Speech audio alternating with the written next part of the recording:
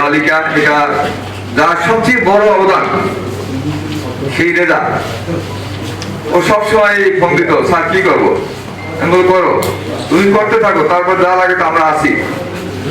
তাহলে ওর প্রচেষ্টায় এবং তোমাদের সহযোগিতায়, তোমরা যদি ওর সহযোগিতা না করতা তাহলে ও কিন্তু একা কিছুই করতে পারতো না।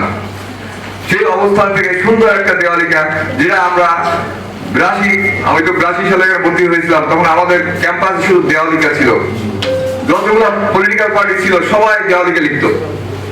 উদ্দেশ্য একটা, সবাইকে আকৃষ্ট করা, দেওয়ালিকার মাধ্যমে সবাই যার যার যার মনের চেতনা, যার ইচ্ছা শক্তি, যার মানে লক্ষ্য, সেই লক্ষ্যগুলো তার দেওয়ালিকার মাধ্যমে উপস্থাপন করতো।